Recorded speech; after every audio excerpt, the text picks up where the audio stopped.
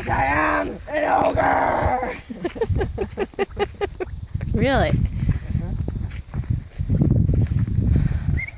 So what got you to decide to be a vegan again? It just makes me feel better. Compared to When I eat just like a normal American. Well, I mean, you were doing like the raw food there for a while, and then what did you just like fall off the wagon and decide you would eat anything? The raw food thing, I was really good at it. I was overly good at it. I got to the point where I was kind of neurotic. Oh, you turned into one of those food obsessive people. Yeah, I turned into one of those food obsessive people. It's kind of like a orthorexia type thing going on. What's orthorexia? Orthorexia is like, you're kind of food obsessive. You will only eat the purest of the purest food.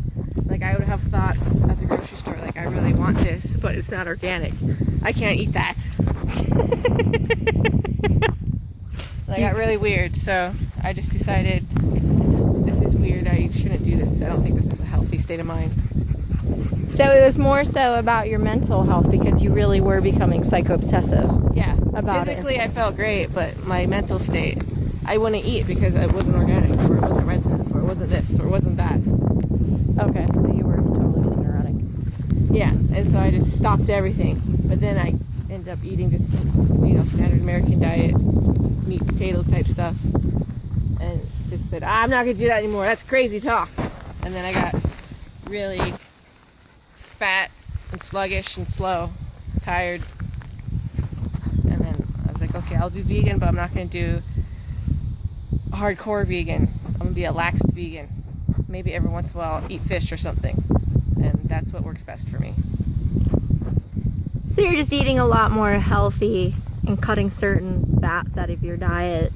Yeah, I don't buy like the olive oil. I don't drizzle olive oil or anything. It's mostly I try to keep everything low fat, higher carbs. That way I can eat a lot of fruit, eat a lot of sugar. I like to eat a lot of sugar. That's what makes me feel best. And so in order to do that without, because everyone thinks carbs will make you fat, carbs, this, that. It's not the carbs, it's the fat and the carbs mixed together. So it's like, you have to choose one or the other. You're going to be like an Atkins person, eat all protein and all fat, or are you going to live off of carbs and sugars? Okay, so you're doing veganism with carbs and sugars. Mm-hmm. So that way you're getting energy out of your food. Right, and burning my it. stamina is like way higher. I lose weight slower, but it stays off. It's not like a crash diet or anything like that. But my stamina is way higher than it used to be. I could keep going and going and going and going.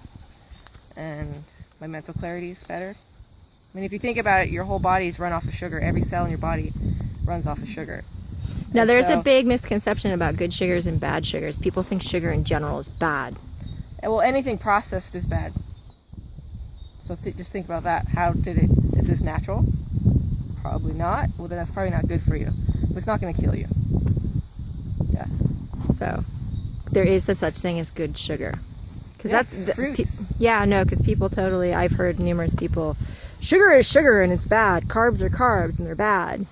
No, anything that comes from nature, I believe is pretty much good for you if it's not going to kill you. I mean, sure, there's poisonous plants or whatnot, but like a piece of fruit, I mean, when you see a ripe piece of fruit on a tree, what's your instinct to do? Eat it. It's to pick it and freaking shove it in your face because it's so sweet and juicy and good. So if you think about it that way, why is something so enticing supposed to be bad for you? Yeah, that makes sense. And I think of like, the high protein, high fat diet. Mm-hmm. It's kind of like the Atkins, right? Isn't that the Atkins? Atkins. Or the 90 whatever. Yeah, it's all different names. Okay, yeah. But yeah, it's Atkins. That's the most popular term. Or paleo diet, same thing, but less processed foods. But when you think about it, when you're out in nature, are you gonna go out and just kill all these animals and eat them? No. It's a lot of work. And if you look up the nutritional content of meat, there's no fiber in it. And what makes us process our foods and take a dump? Fiber. So if you're eating all meat, you're not pooping. Sorry, you're not. You're constipated. You have to make up for that and eat lots and lots and lots of extra fiber to process that. And yeah, if I was out in nature, I'm not going to go kill a wild boar. It's not my first thing I want to eat, but I would eat it if I was starving. I think of meat as like a survival food. Makes sense.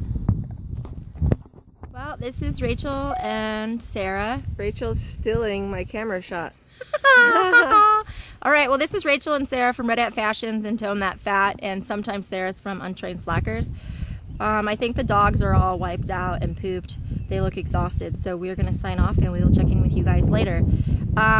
You can go ahead, if you like this video, go ahead and like it down below, share it, as well as head over to the YouTube channel of Tone That Fat or RedAnt Fashions and subscribe to our YouTube channel. Anything else you want to say? Bye!